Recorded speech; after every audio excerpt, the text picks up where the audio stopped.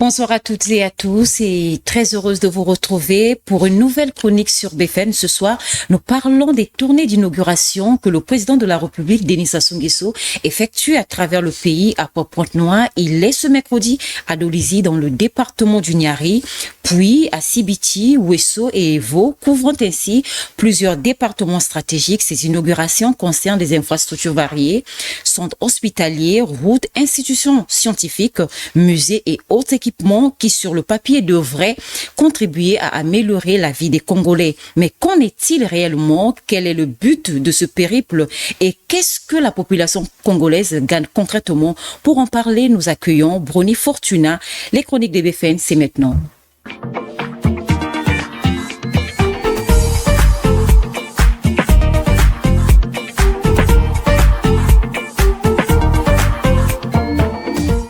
Bonsoir Brony. Bonsoir Gabriel. Très heureuse de vous avoir sur ce plateau. Le bonheur est partagé. Brony, le président est en tournée dans plusieurs départements depuis le 17 novembre 2025. Après Pointe-Noire, il est à Dolisie, dans le Niari, puis il va se rendre à Sibiti, Ouesso et Evo. Quelle analyse faites-vous de ce périple et quel est son objectif réel? Il faut savoir que le président a inauguré ses périples, sinon ses rencontres avec la population à l'intérieur du pays depuis mars 2025 à Madingu. On a vu qu'il a inauguré quelques unités industrielles, visité les ZAP et finalement on a eu des échanges directs avec la population. Il le disait à cette descente, sinon à ce déplacement, qu'il va poursuivre ses rencontres avec la population rurale. L'objectif, c'est lorsqu'il avait dit à Madingu, c'était aller en contact de la population rurale pour certainement prendre encore conscience, sinon toucher du doigt la réalité de la vie, j'ai envie de dire, rurale, ou encore des activités agropastorales qui se développent à la fois dans le cadre privé et public. Et il avait dit, donc au Pointe-Noire, c'est la seconde étape, puisqu'elle était repartie à Madingu, et finalement, Pointe-Noire, c'est pas aussi pour le président, toute cette année, a quand même s'est déplacé plus d'une fois à Pointe-Noire. Alors, il faut savoir que Pointe-Noire est une ville géostratégique parce qu'elle concentre le principal port maritime. Il y a également les activités économiques et industrielles. Vous avez aussi Pointe-Noire est un pilier important pour le développement du Congo. Et donc, le choix de Pointe-Noire avec cet institut, vous parlez national de la biologie, il faut savoir que c'est Pointe-Noire étant cette ville stratégique, géostratégique, comme le disait, il lui faut aussi des infrastructures, sinon des unités importantes pour permettre à cette ville-là non seulement de se développer en termes démographiques, mais avoir aussi des infrastructures qui lui permettent de faire face aux besoins de la population. Alors, vous parlez c'est quoi l'objectif? L'objectif, vous le savez, à chaque année, ça doit pas être nouveau. À chaque année électorale, 2021, sinon mi-2020, 2021, le président avait également amorcé la même série des descentes, des inaugurations. Ça ne date pas d'aujourd'hui. C'est un calendrier qui est presque mécanique. Il faut donc voir tout ce qui se fait. Ça veut dire que à la fois le président inaugure, pose les premières pierres, c'est dans le cadre de son projet de société, dans le cadre de son programme, et finalement ça peut aussi être un moyen finalement pour le président de tester, de peser encore son poids politique à travers le pays. Est-ce qu'il est encore populaire? Est-ce qu'il est porté? Donc ça peut être, il y a donc un but, un objectif purement économique ou encore on va dire socio-économique, mais aussi il faut pas ça oublier, et aussi politique, parce que nous sommes à quelques mois seulement d'élections présidentielles, et tel que les choses s'organisent sur le terrain, mobilisation des populations parfois qui arborent les t-shirts des partis politiques, des banderoles et tout ce qu'il faut. Comment est-ce que les populations sont mobilisées? Il faut dire, et ça a vraiment une allure de peut-être pas de pré-campagne, mais à l'allure d'une véritable opération de séduction pré-électorale. Mais il faut pas oublier l'aspect économique, l'aspect social de cette descente, parce qu'il avait dit qu'il veut aller rencontrer, et le président a le droit de se déplacer à n'importe quel moment pour aller rencontrer les populations. C'est vrai que l'on peut s'interroger, mais pourquoi tout se concentre maintenant à quelques mois de l'élection présidentielle? Un autre geste du président de la République, c'est la pose de la première pierre du musée de l'esclavage de Luango. Que symbolise ce geste et quel message envoie-t-il aux Congolais et au monde? Oui, vous savez qu'il a inauguré à Pointe-Noire, en dehors de l'Institut, vous parlez tout à l'heure de la recherche biologique, il y a également une usine de la valorisation du gaz qui appartient à une société dont je ne vais pas citer le nom ici pour ne pas faire de la publicité. Et vous avez donc la pierre du musée, une autre université qui a été inaugurée, de Liumbu, je pense. Alors, ici, il faut comprendre que d'abord pour cet institut de recherche biologique, il faut savoir que les enjeux de souveraineté sanitaire sont de taille aujourd'hui. Et cet institut vient comme renforcer, j'ai envie de dire, la surveillance sanitaire au niveau pas seulement de Pointe-Noire, mais au niveau du Congo, mais aussi de la recherche biologique. On est dans une ville qui est à concentration démographique importante, donc qui est très peuplée. Il faut donc trouver, je le disais tout à l'heure, des institutions ou encore des infrastructures qui soient capables réellement de répondre aux besoins de la population et même aux besoins, j'ai envie de dire, de la politique sanitaire publique. Et vous avez donc le musée. Il faut rappeler que ce n'est pas pour la première fois que le président pose la première pierre au baie de Luango pour le même projet. Peut-être que je peux me tromper, mais en 2001 ou 2002, le président avait posé une première pierre là-bas, en présence de sa ministre à l'époque, l'ex-ministre de la Culture, Madame Mamboué Méniali. C'était dans l'objectif de transformer les baies de Luango à l'image de l'île de Gorée. Je me souviens qu'il repart là-bas en 2013. Il se rend compte que rien n'a été fait, que ce site-là était totalement inondé d'herbe. Et je me souviens, pour l'avoir accompagné, que le président n'était pas du tout content, pour ne pas dire qu'il était très en colère ce jour-là, de constater que rien n'a été fait. Et nous sommes allés au niveau du ministère pour vérifier pourquoi ce site-là n'a pas été, le projet n'a pas été développé. On nous a fait savoir que l'argent n'avait jamais été débloqué du trésor. Et là, donc, c'est le président tient tellement à ce projet qu'il est reparti, peut-être avec un nouveau projet mieux amélioré que ce qu'il devait faire avant. Mais on a constaté que la pierre est posée, que les travaux prendraient fin en fin 2026, donc après les élections. Mais il faut savoir que ce musée joue un rôle important, un rôle historique important, mais aussi touristique. Le fait d'avoir ce musée, de retracer l'histoire, de rappeler le rôle que le Congo a joué ou encore ce que le Congo a subi pendant cette période d'esclavage, c'est tellement important. Cela va donc être important à la fois pour des générations d'aujourd'hui, des générations futures, mais aussi pour l'humanité. Et je vous parlais tout à l'heure du développement du tourisme. Nous aurons dans ce pays quand même un musée important, puisqu'on n'en a pas aujourd'hui qui soit capable d'atteindre les musées que nous voyons, d'être au même niveau que les musées que nous connaissons à l'extérieur du pays comme l'île de Gorée. Mais le Congo donc pourra se doter, si les choses sont bien faites, enfin donc 2026, un musée important qui jouera un rôle très très important. Est-ce qu'on pourra rattraper le retard face à l'île de Gorée? Ici, on peut pas aller sur la comparaison. Le Congo n'a pas la même politique touristique que le Sénégal. Les deux pays ne sont pas au même niveau touristique. Vous savez que le Sénégal est de très loin un pays qui a réussi à développer son tourisme que le Congo. Le Congo peut être en retard, mais on va pas dire par rapport au Sénégal. Par rapport, je vous disais tout à l'heure, au manque de volonté politique. Le Congo en retard parce que finalement, depuis 2001, on aurait déjà eu un musée plus important. Peut-être que ce serait juste les réaménagements ou l'amélioration de ce qu'il fallait faire, mais le retard, c'est par rapport à nous-mêmes, c'est par rapport à la mauvaise gestion, c'est par rapport au manque de volonté politique. Et aujourd'hui, le président a acté un deuxième pas, un second pas pour construire finalement ce projet. Tout ce qu'il faut dire aujourd'hui, c'est que ce n'est pas pour la première fois à ce niveau, et ce n'est pas aussi pour la première fois que le président pose une pierre pour la construction d'une infrastructure quelque part, et finalement après rien n'est fait.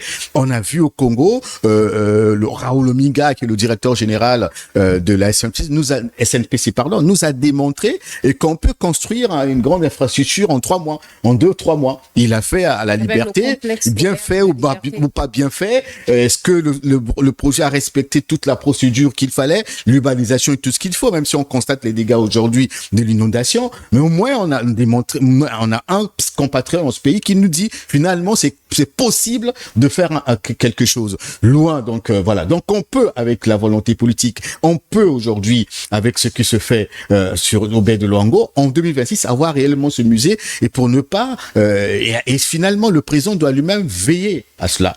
Puisqu'on espère, si tout est programmé pour fin 2026, l'élection sur mars, ce serait peut-être lui-même, puisqu'on peut qui ira inaugurer. Mais il faudrait qu'il veille à ce que finalement, qu'il ne retombe pas dans ce qu'il a vécu en 2021, et que finalement, que les travaux soient suivis de très près par lui-même, qu'il contrôle d'une manière ou d'une autre, parce qu'il est entouré des experts aussi, que finalement, les travaux aillent jusqu'au bout, que le Congo se dote réellement, cette fois-ci, d'un véritable musée.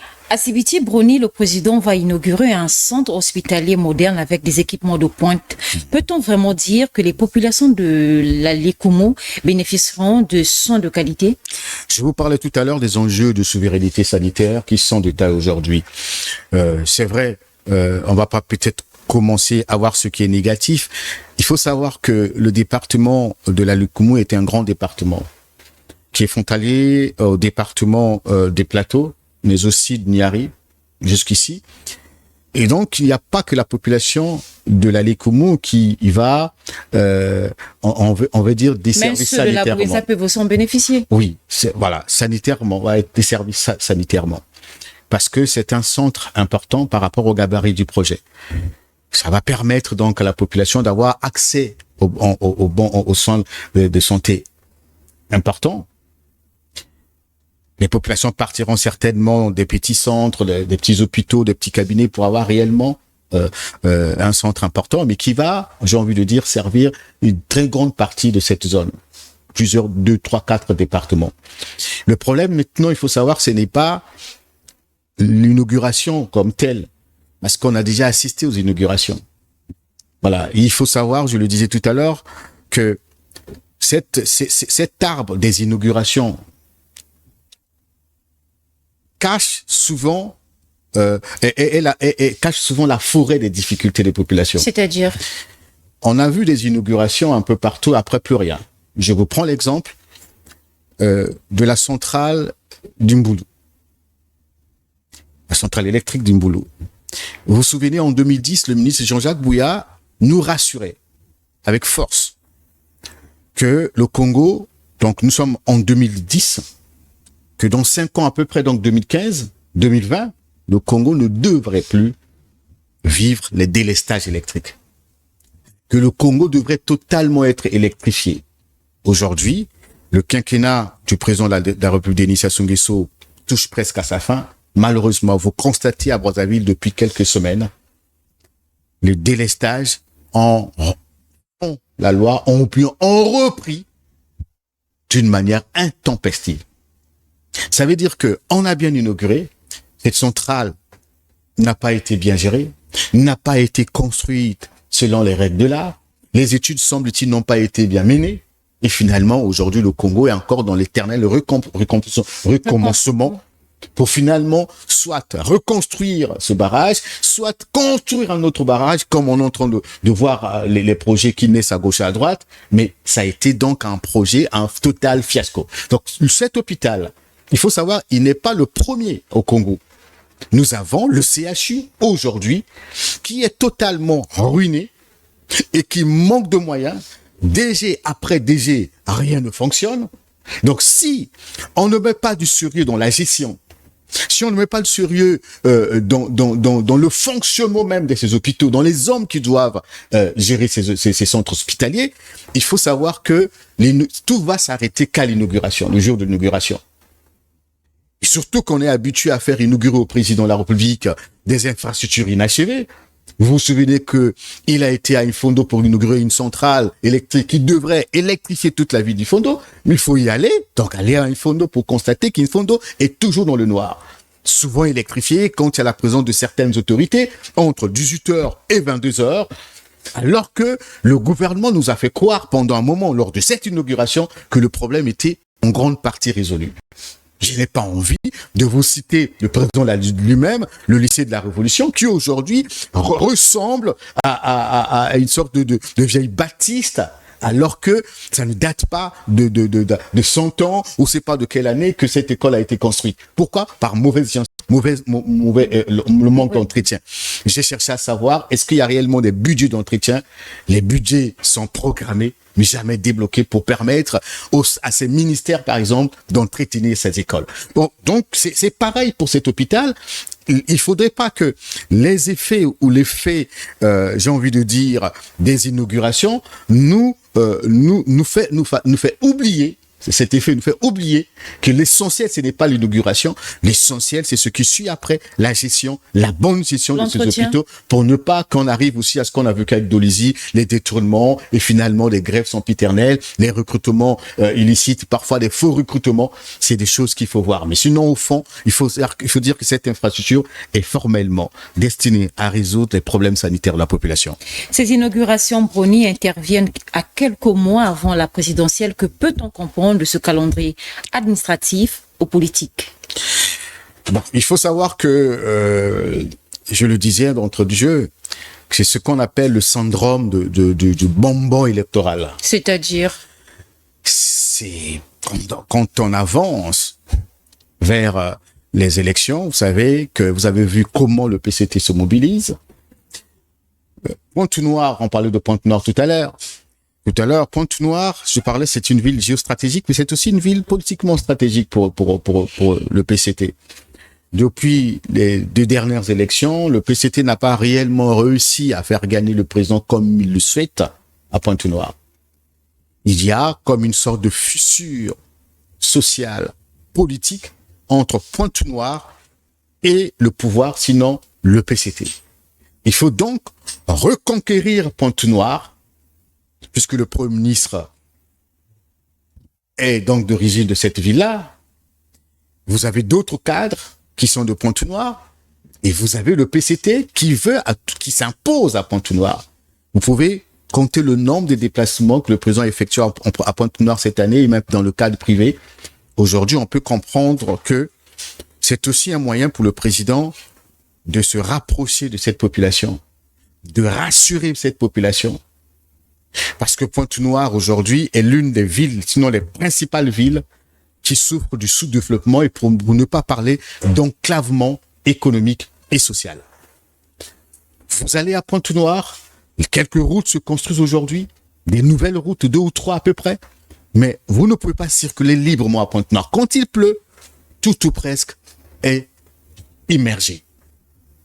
Donc, Pointe-Noire qui regorge en elle des plus grandes sociétés pétrolières et autres ne bénéficient en rien j'ai envie de dire, de cette richesse, ou encore, j'ai envie de dire, de cette potentialité économique.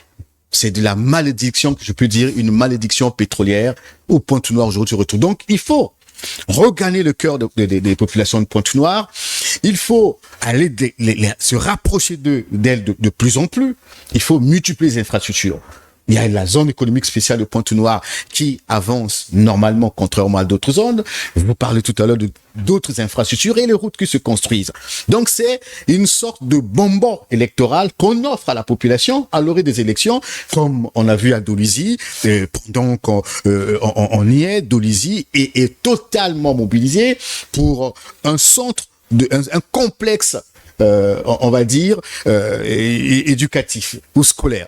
Alors que cette ville, quand vous circulez à Pointe-Noire, vous n'avez pas l'impression d'être dans une ville dont on dit être la ville de l'or noir. Pointe-Noire, Dolisie comme Pointe-Noire, se dégrade tous les jours. Allez voir l'aéroport de Pointe-Noire qui a été construit lors des municipalisations accélérées et il ne fonctionne mais pratiquement plus. J'y étais, j'ai vu comment cet aéroport est totalement inondé et touffu d'herbe. C'est l'aéroport de Dolisie. De Dolisie, je parle bien de Dolisie, merci de me le rappeler. Donc vous avez ça aussi, vous avez le stade de Dolisie. Ces infrastructures qui devraient servir au développement du sport qui ne fonctionnent pas aujourd'hui. Mais vous avez le chômage des jeunes. Allez demander aux jeunes de Pointe-Noire, ils vous diront que le chômage bat son plein dans cette ville-là. Mais vous avez constaté que la population a été mobilisée à coups de billets au mépris même des vraies situations, des vrais problèmes qui les préoccupent nuit et jour. Après cette fête, après cette inauguration, chacun va repartir dans sa vie réelle et finalement se rendre compte que l'école, oui, est venue peut-être en termes en termes de j'ai envie de dire de beauté, changer l'image de modernité, changer l'image du pays, mais le problème de l'enseignement de l'éducation au Congo demeure préoccupant aujourd'hui. Nous avons besoin de ces baptistes. Nous avons besoin des centres modernes. Encore qu'il faut se poser la question si ce complexe est moderne. En termes de quoi peut-on dire qu'il est moderne si, avec les nouvelles technologies aujourd'hui, avec l'intelligence artificielle, si nous ne pouvons pas avoir des établissements qui soient hyper connectés et qui soient capables de se connecter au monde, en ce moment-là, il faut pas encore se targuer de dire que nous avons un complexe scolaire moderne.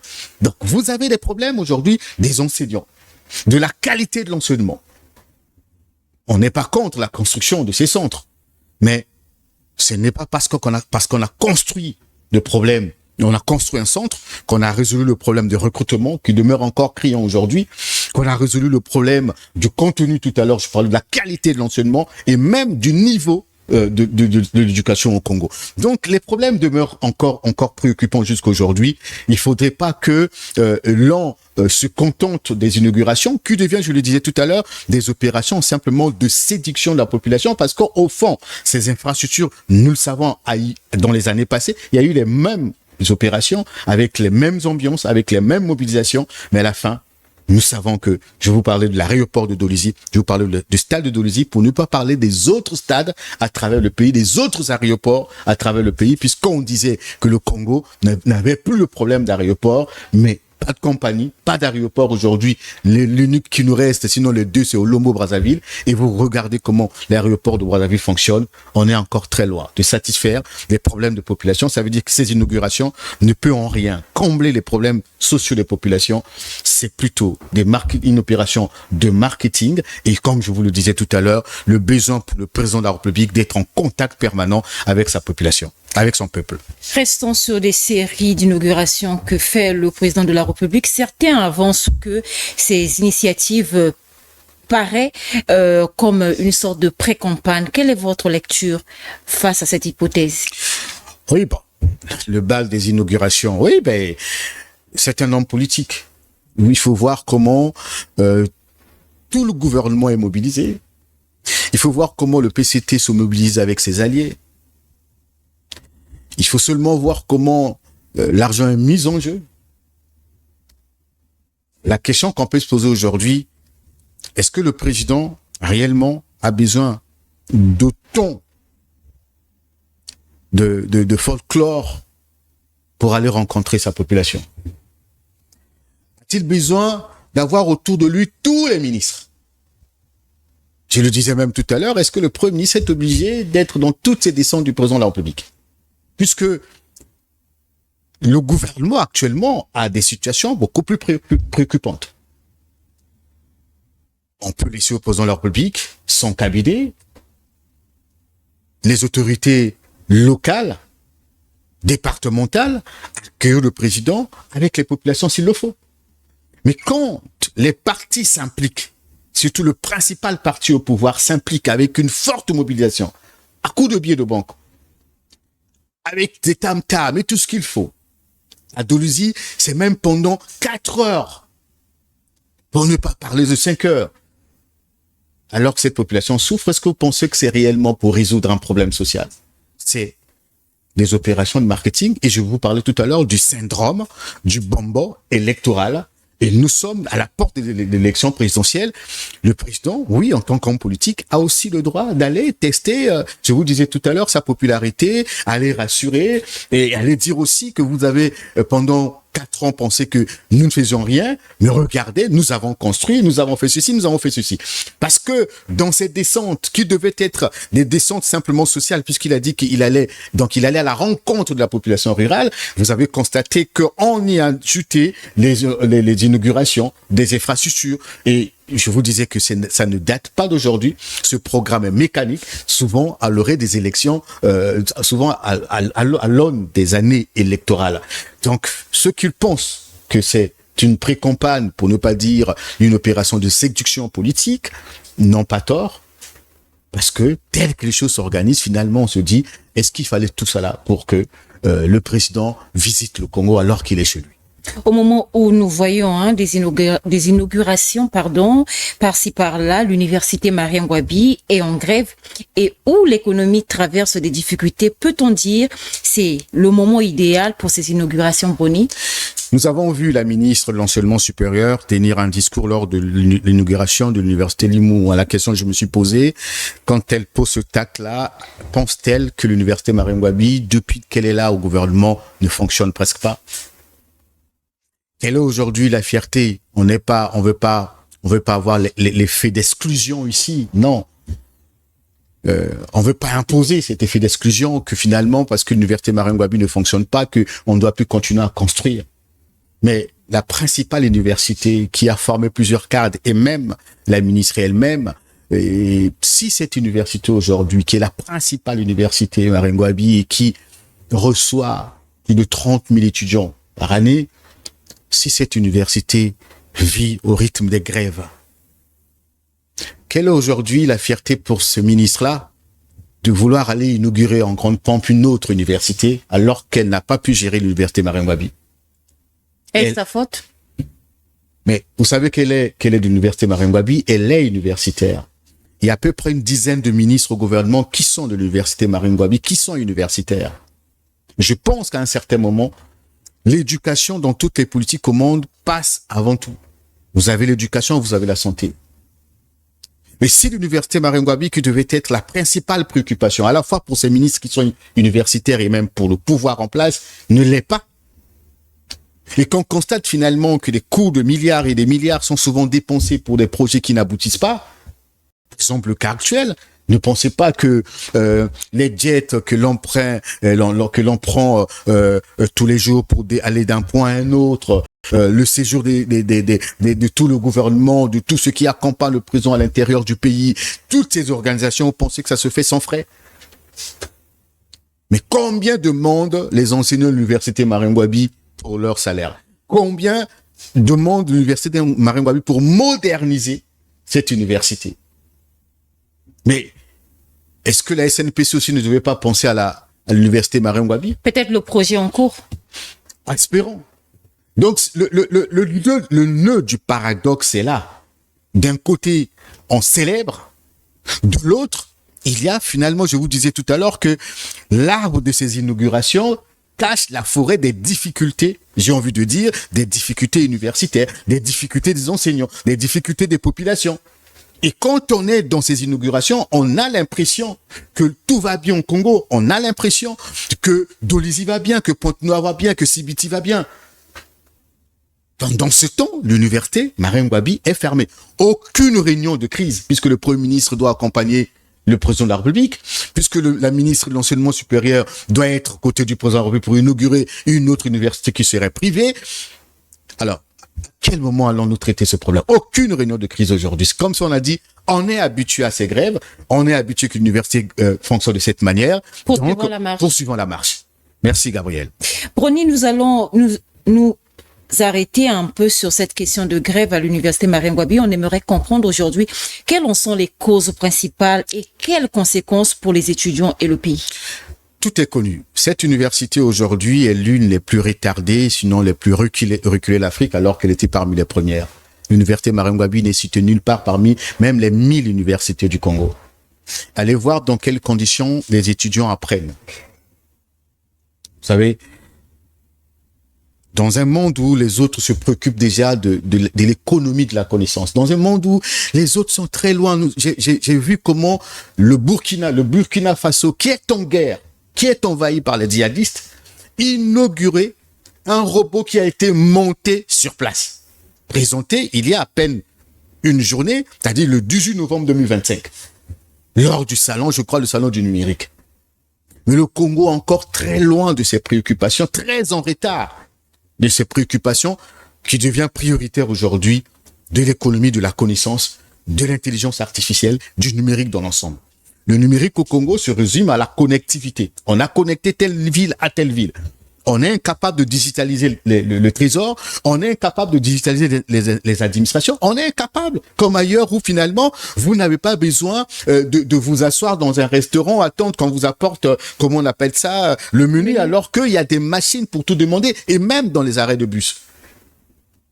Oui. Donc, aujourd'hui, l'université Marie Ngouabi fait face à ce souci de modernité. Elle doit se moderniser.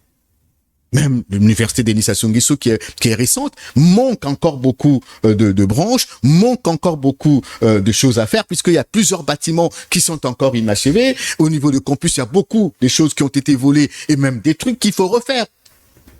Donc, vous constatez que il faut moderniser l'université Marie dans les conditions d'apprentissage. Vous avez aussi le problème des universitaires eux-mêmes. Réellement, il faut respecter leur statut. Il faut qu'ils aient régulièrement leur salaire. Il y a un ministre qui rencontre un jour un universitaire, permettez-moi cette anecdote, qui prenait une moto Jakarta, comme on dit, vulgairement chez nous. Ce ministre-là s'arrête et dit, un universitaire comme vous faites la moto? Venez monter dans ma voiture. Heureusement que cet universitaire est d'une, j'ai envie de dire, il a des valeurs, il a refusé. Mais est-ce que le ministre est content de constater que l'université, je dis pas que la moto n'est pas un bon moyen de transport, mais que les universitaires qui devraient même socialement être des prototypes, des exemples de réussite dans ce pays, vivent parmi eux certains comme les clochards. Croupissent de la précarité. Croupissent dans la précarité. Certains universitaires se bousculent parfois dans les bus pour aller travailler.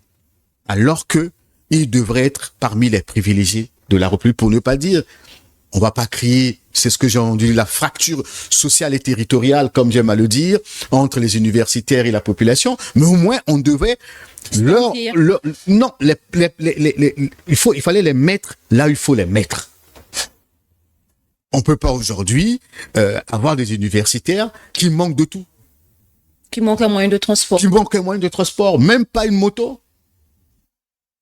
Les problèmes sont connus de tous et ça ne date pas d'aujourd'hui. Et ce que nous reprochons souvent à ces universitaires, sinon syndicalistes, les grèves souvent se limitent aux rencontres avec le gouvernement. Parfois, ce qu'ils appellent, on vous offre le jus, le rafraîchissement, et quand ils sortent de là, ils oublient tous leurs problèmes, ils lèvent la grève. Et s'ils se rendent compte que 2-3 mois après, le salaire n'est pas toujours payé, ils repartent en grève. Je crois que dans quelques semaines, le gouvernement va encore recevoir ces syndicalistes. Et à la fin, il y aura un rafraîchissement. Ça va peut-être être une très bonne bière glacée ou c'est pas quoi, du tangawissi, machin. Peu du vin. Voilà. Et à la fin, ils vont dire, on lève la grève, on oublie tous les problèmes. Et ce sont les étudiants qui subissent, surtout ceux qui ont obtenu, qui viennent d'y mettre au bac cette année, qui s'achèvent. Comment font-ils? Est-ce que ces universitaires Brony n'encourageraient pas eux-mêmes cette mégestion? Mais par leur attitude passive, plusieurs sont dans les cabinets ministériels comme conseillers, comme directeurs de cabinet. Ils ont préféré abandonner l'université. Ils sont plus fiers de ce qu'ils font. Donc par leur attitude complice et passive. Et c'est ce que nous vivons aujourd'hui. Je demande pas qu'il aille en grève, mais en tant qu'universitaire, il devrait s'imposer face au gouvernement qui a tous les moyens pour résoudre leurs problèmes. Donc aujourd'hui, la crise, oui, on est en crise, mais il faut avoir des priorités. Toutes les priorités ne sont pas des urgences et toutes les urgences ne sont pas des priorités. Le gouvernement doit se focaliser aujourd'hui sur l'essentiel pour voir quels sont les secteurs les plus importants, les plus stratégiques pour le Congo. Il faut qu'on y apporte de la solution le plus tôt possible. Il peut avoir des moyens. L'argent qu'on emprunte ailleurs peut aussi servir à résoudre ces problèmes au lieu que ça aille dans les poches des gens. L'argent que les gens détournent à gauche et à droite peut servir à résoudre ces problèmes. Donc aujourd'hui, l'université Marie Ngouabi, comme le CHU, finalement, ce sont des malades, j'ai envie de dire, qui sont totalement dans le coma, malheureusement. Et pour terminer, je me souviens bien je me souviens bien un jour à la maison, j'ai vu ma fille qui vient d'avoir 1 an, qui aime bien suivre les berceuses. Et finalement, devant la coupure d'électricité, elle était comme surprise. Moi, j'ai dit, que dois-je expliquer à ma fille qui a 1 an? elle est née dans l'obscurité, voilà. Elle va grandir dans l'obscurité. Et va-t-elle grandir dans l'obscurité? Son père aussi, à peu près 30 ans, moi, plus de 40 ans aujourd'hui. Et finalement, je me rends compte que je suis presque né dans la même galère. Et je me souviens de mon défunt père qui me disait, puisque je l'avais fait venir ici à Brazzaville, il dit, mais écoute, tu me fais venir à Brazzaville, quelle est la différence entre mon village et Brazzaville, puisque vous n'avez pas d'eau, vous n'avez pas d'électricité, et quand je vois l'état des routes, c'est pareil.